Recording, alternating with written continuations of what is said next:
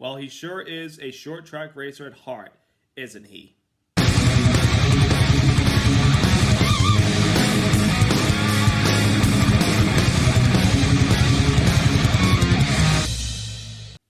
Hey there, race fans. It's Race Day Top 5 with me, Frank 5.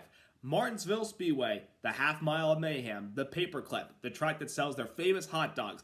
Every time we go to Martinsville Speedway, you can always expect some bumping and banging, some timbers to be possibly flown out there, but also some of the best short track racers in the sport getting their elbows out and showing how good they really are at short track racing. And this weekend was no different when we saw some of our short track aces rise to the occasion, run up front all day long, but one driver broke a decade-long winless streak at this track. And he is a short track racer in heart. Let's get to all that went down at the paperclip. Number 1, Hamlin returns to Martinsville dominance. Yesterday, Denny Hamlin scored his first win of the 2025 season, winning yesterday's Cookout 400, beating out teammate Christopher Bell, driver Bubba Wallace, Chase Elliott, and Kyle Larson for the victory. Man, it's been a long time since Denny Hamlin won a cup race in Martinsville. It was back in 2015 when we had the Gen 6 era, and he had to hold off Brad Keselowski at the end of that race when Brad was driving for Penske at the time. He had to hold him off for the win. That was the last time Denny Hamlin ever won a cup race at Martinsville and scored his most recent grandfather clock. In the last couple of years, he has been really not in winning contention, but has shown some pace in a few races. But the last couple of events have also seen some struggles from the number 11 car. Last fall, he needed to win Martinsville to make it to the Championship 4, but it was a big setback for him when he wrecked his car in practice, and he had to start at the back of the field. He eventually found himself inside the top 5, but he didn't really have the race-winning pace like the Hendrick cars or the 12 car of Ryan Blaney did that day. Instead, he settled for a top 5, but unfortunately it wasn't enough to take him to the Championship 4. But yesterday, he returned to his Martinsville dominance. I mean, when he started his Cup Series career, Denny Hamlin became a really good short track racer and was really good at Martinsville. He got his first win at this track back in 2008, and then would win again in the fall of 2009, the spring of 2010, and the fall of 2010, and then he wouldn't win again until 2015, and yesterday he got his 6th win. And man, oh man, was that number 11 car really fast. They qualified inside the top 10, hung around there at the beginning of the race. There were some guys that were using different strategies at the beginning of the races because we had a couple cautions and guys decided to come get some tires because they felt like tires mean a lot, especially with the softer compound that we had for the weekend. But by the time we got into stage number 2, that 11 car really showed that he was going to be the man to beat all race long. He was able to take the lead in the middle of stage number 2 when a couple of guys went on a different strategy to come down and get some tires. He was able to take the lead, and he was able to win stage number 2, and pretty much all of stage 3 belonged to Denny Hamlin, that 11 car. Of course, track position, I say this a lot, and of course, it is the certain case everywhere you go. It means everything, being out front and having that clean air. But what Denny Hamlin did yesterday was fairly impressive. And the times when he was able to pull away from second place, and then whoever was challenging from behind, whether it was his teammate or perhaps the 9 car of Elliott, Hamlin was able to hold position and not relinquish the lead one bit, especially when he came up on a lot of traffic. And you know, sometimes in Martinsville, when you come up behind the slower cars and you race side by side with them for a couple laps, it slows your time down and the guy behind you can get some advantage and catching up from behind if they're not dealing with as much slap traffic as you are as the leader. But despite all that, and despite a lot of the cautions that we had in the final stage, Denny Hamlin did not give in, did not make any mistakes whatsoever, and was able to bring home his first win of the season, locking him into the playoffs. And it's the first win for him in his pairing with his new crew chief in Chris Gale. The last couple of years has been Chris Gabehart, but this year he switched over to Chris Gale, who used to be Ty Gibbs' crew chief. And so far, they're off to a decent start. The first couple races for the year, we've seen some speed from the 11 car, but haven't been able to see him break through and get to victory lane. He almost did it at Phoenix in that photo finish that he had with his teammate Christopher Bell, but of course Christopher Bell was on the better end than the 11 car was, and they had to wait a couple more weeks. They had some good pace last week at Homestead Miami Speedway, but when it came to those long runs, he had nothing for Kyle Larson and company. But yesterday, long runs, short runs, doesn't matter. That 11 car was just pure dominant yesterday. Now, of course, this is his first win of the season. Now that he's in the playoffs, everyone is begging the question, can Denny Hamlin finally get the monkey off his back and win the championship this year? It's still very early in the season, but I can guarantee you this, folks. Whether you like the guy or not, and by the way, the number 11 saying 11 against the world, dude, I mean, come on. Do you really have to go back to more trolling like you did a couple years ago when after Bristol and last year's class you said, I beat your favorite driver? I mean, I know you're paying homage to your Ohio State buds, but come on, man. Really? I mean, there were some cheers for this guy when he was celebrating his win, and then he went on that banner and everything. I'm like, oh, good Lord, you've got to be kidding me. More trolling. Of course, he has his own podcast and everything where he talks about, the sport, and he says it's called Actions Detrimental. I mean, he's a smart guy. Denny Hamlin is a really good race car driver. I'm not disputing that, but sometimes he can be very polarizing, and he's become more of a polarizing figure over the years than Kyle Busch, because Kyle Busch is now back with Team Chevy. He's more well-liked. Denny Hamlin has been getting some bad rap from the fans because of some of his actions. Of course, Denny Hamlin, again, he's a great driver, but the question is, can this year be the year that he finally wins that championship? Now, he will go to the NASCAR Hall of Fame when his career is all said and done. The big question is, will he have that big trophy that he's wanted his entire career to go along with it? We'll have to wait and see, but for now, they have a win, they're in the playoffs, and we'll see if they can accumulate some more. So, a big congrats to Denny Hamlin and the number 11 team on their dominant win at the Paperclip.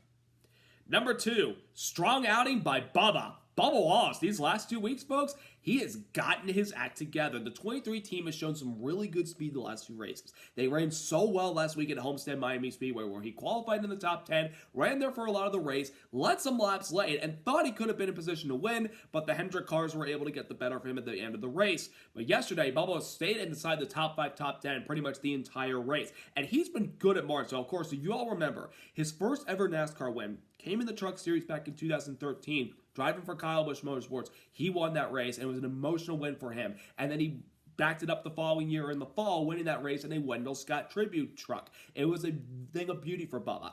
And when he got back to Martinsville in the Cup Series, he kind of lost his footing a little bit because it's a different car, and he hadn't been able to get back to that Martinsville speed and finesse that he had when he was in the Truck Series. But the last couple of years, I've seen Bubba start to gain some of it back, and he's performed better the last couple of years. And yesterday, he ran very well all day long inside the top 5. There were times where he was trying his best, whether he was restarting the outside line or behind his car owner, Denny Hamlin, to try to get the better of him. Now, I know people were saying, oh, Bubba shouldn't try to get so hard on his owner for the win.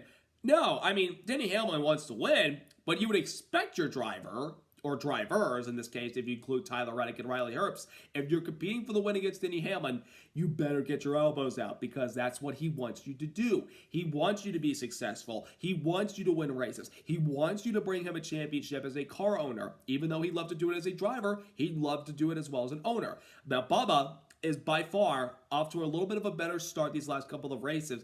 After the beginning of the season, it wasn't really going his way. Again, right late in the Daytona 500, had a nice top 10 at Atlanta, but then he had, spun out late in the race at Coda, had his problems with the brake failure at Phoenix, and of course he had gotten involved in a wreck at Las Vegas Motor Speedway late in the race when he was stuck in the middle of the pack. But yesterday, he had, like Homestead, a mistake-free race and ran very well. I don't necessarily think he had the long-run speed like the 11 car of Denny Hamlin had yesterday. So even if he maybe gotten by Christopher Bell for second place, I don't think it would have meant much of a difference because the 11 car was checking out from everybody. But nonetheless, Bubba is starting to get some momentum on his side. If he can keep this up, he can return to victory lane for the first time since his 2022 win at Kansas Speedway. I mean, Bubba's a good race car driver. He's very talented, and we see what he can bring to the sport. The big question is, can he steal the deal and have a mistake-free race on the track and on pit road? The last 2 weeks of pit road, they've been by far the best that I've seen from this 23 team. But I want to see more of that going forward to show that they can possibly run up front and contend more often, and maybe, just maybe, they'll return to victory lane and possibly get a few more along the way. But despite that, Bubba, a great third place yesterday. He was a little bit disappointed about it, but he can be disappointed about 2 weeks in a row, 3 third place finishes, and gaining momentum. That's what matters most. Number 3, Elliott strong early, not able to show it at the end. Yesterday, folks, Chase Elliott had by far his best race of the 2025 season. Of course, the 2020 Cup Series champion, the sport's most popular driver, the man who opened up the season winning at another short track at Bowman Gray Stadium with the type of tire that we had. Yesterday had good race pace at the beginning of the day. Started outside pole, took the lead a little bit early from Christopher Bell. But then when we got in those offsetting strategies, he lost the lead, took him a while to get back up there. Then he finally regained it at the beginning of stage number 2. But then we had another caution that shuffled the field up again. He came down pit road, put on some tires, and tried his best to catch Denny Hamlin at the end of stage number 2, but it was just too little too late, even with the lap cars that Hamlin was running into. Then we get to the final stage. Elliott at the beginning was trying everything he could, especially in the longer runs, because I think on the longer runs, he was better than Denny Hamlin. He was able to diamond the corner, arc it in a little bit higher, and then cut straight to the bottom as he's coming off the corner, getting a good exit. He was trying that a lot at the beginning of that final stage, but he couldn't really close it in the 11 car, especially when we got into a long run and the tires fell off, and then we had cautions, and of the amount of cautions we had, he didn't really have a good chance to get back up there and try to get to Denny Hamlin in the 11 car. But nonetheless, the 9 car was strong yesterday, leading some laps. The most laps he's led by far this season, and his first laps led since the Daytona 500. They haven't had a lot of race-winning speed so far, but 4 of the last 5 races, they finished inside the top 10. So, again, the 9 car is a good race team. We know what Chase Elliott can bring to the table, but we want to see more of him going forward, possibly contending for race wins and being up front and competing on a regular basis. Yesterday was a little bit of a step in the right direction, especially after his performance at Bowman Gray, and let's not forget how well he ran at both Martinsville races last year. Could have won either one of those, but unfortunately, things were not in his favor. Same goes for yesterday, but it was good for him to have a good race, running up front, leading laps, and having a mistake-free day on pit road, because the last couple of weeks have been him with speeding penalties and moving to the inside before coming down to pit road when you're supposed to stay single file. So a good performance by Elliott and the 9 team. Hopefully, they'll be able to get up front and start competing more and more often and maybe get to victory lane. Number 4, Logano breaks the drought and gets a top 10. It's about time for our defending Cup Series champion that he finally got his first top 10 of the season yesterday, where Joey Logano finished in 8th place. Yesterday, folks, Joey Logano qualified inside the top 10, and a former winner at Martinsville expected him to, if he couldn't compete for the win, at least run up front and finish up front. And he had some pretty decent pace at the beginning. He was able to take the lead because of the swapping of strategies at the beginning of stage number 1. He got the stage win, adding another bonus point to his season. But then we got in the middle of the pack. It took him a while to kind of pick his way back up to the field. Then he got inside the top 10. But with under 100 laps to go, he was racing for about 6th place when there was a little bit of a stack up with the 1 car of Ross Chastain. And then Chase Briscoe on the inside of Logano in turn 4 gets the 22 and sends him around, spinning, unfortunately. And possibly it took Logano out of a top 10 finish for a guy who had not had top 10 in the first 6 races of the season. Despite showing some speed and being really competitive, they have not been able to break through and get a solid top 10 result. And it looked like it was going to happen again yesterday for the 22 car after the spin. But when he put on those new tires, especially when we got longer into the run at the very end of that last long run of the race, he came flying through the field and was about the only car that was able to pass a lot of guys and move up through the field versus guys that were trying on the same lap tires that they were on. The 22 came from 25th and got all the way up to 8th place, getting him his first top 10 of the season. I know that they want to be winning races, and they will. They will eventually put it together, just like their teammates have been dominant the last couple of weeks, but haven't been able to put it all together. Joey Logano 22 team, they'll find a way to get to victory lane. But yesterday, recovering from a spin to finish inside the top 10, you can almost count that as a possible win for that 22 team, and it boosts up the morale. Eventually, Joey Logano will be able to get to victory lane. But yesterday, recovering from the spin and finishing inside the top 10, not a bad effort by Joey and company. And number 5, the Martinsville Racing. Well, yesterday, obviously, I was hoping it would live up to what we saw in the fall race when we had the introduction of a softer tire for Martinsville Speedway, which would provide a lot of fall-off and a lot of side-by-side action and more passes on the race. And last fall's race was outstanding all the way to the very end, even with that controversial ending determining who made the championship for, whether it was Byron or Bell, and it ended up being William Byron because Bell kind of rode the wall off of 4, even though it wasn't full. It was still a little bit of a ride-on. But yesterday, the racing was okay. It wasn't the best, even though we had, I think, a few more cautions than we expected, but it was still a relatively decent performance by the drivers yesterday. I mean, there were some shuffling of strategies early on in the race between guys elected to stay out and get some track position versus guys that wanted to take some tires early on and see how good their car was and try to, maybe pass a few more guys. But I did see a fair amount of racing on the track yesterday, middle of the pack for the most part. Up at the front of the field, you could get by a guy who was probably on a different strategy, whether on older tires versus you on newer tires. But other than that, I mean, it was a little bit of a difficult thing to pass. And I mean, there were some passes for the lead, especially on the restarts if you could, or if your car was built for the long runs. But most of the action kind of happened in the middle of the pack. There were some stack ups, there were a couple of spins, there were a couple of guys that kind of, fell on the wayside. But there weren't so many big incidents that affected the race yesterday. So it wasn't a complete dumpster fire of a race. It was a average Martinsville race. I definitely, based on the last couple of years of this car in the spring, it's been one of the better races, I think. I mean, last year's, as great as it was seeing those Hendrick cars dominate, it wasn't really the best type of racing that we had. And 2023 was okay, but not great. And 2022, the only spring race we've had in the lights, it wasn't really that fun to watch, other than seeing Byron win on the weekend, and paying a lovely gesture to his mom and everything. I mean, the last couple of spring races in Martinsville have been kind of lackluster. Yesterday's was, again, a little bit better, but we want to see more entertainment. And I feel like that we will have a softer tire once again when we come here in the fall, because it'll be the race that decides who makes the championship four. But I will say, despite the average racing yesterday, I will absolutely, by a country mile, take it over the dumpster fire that we saw in Saturday's Xfinity race. Now, sometimes I don't talk about the Xfinity series that much in my videos, but I need to get this off my chest. That was pathetic on Saturday. Nothing against Austin Hill, who won the race. He was there at the right place at the right time and got the win. Kudos to him.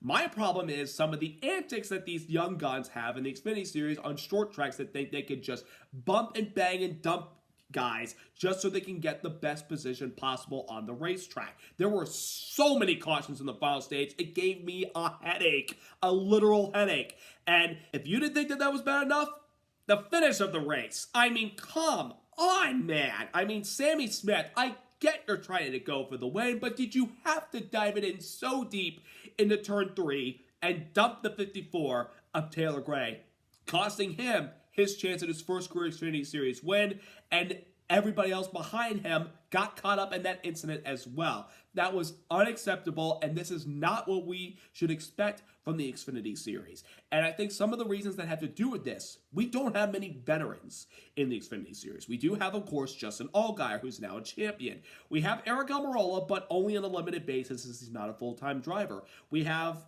Ryan Sieg, who's been around for a while. Jeremy Clements has been around for a while. Heck, you could even count Brandon Jones. I mean, he's a young guy, but he's been in the Xfinity Series since 2016. He knows his way around this series. You could even say Austin Hill's a veteran because he's been around for a while and he's been doing a good job winning races and everything. But we don't have many veterans. We don't have a lot of the Cup guys coming down and racing with these young guys and maybe showing them the proper etiquette of how to race, especially on a short track.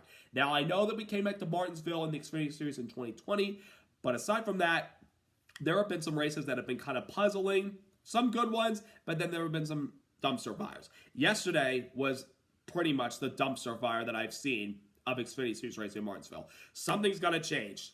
I don't know what they have to do. Maybe some of these teams need to punish these guys and say, you're going to help work on the car or something. It's unacceptable. And another factor that I think I should throw out that possibly is seeing all this calamity in the Xfinity Series on short tracks.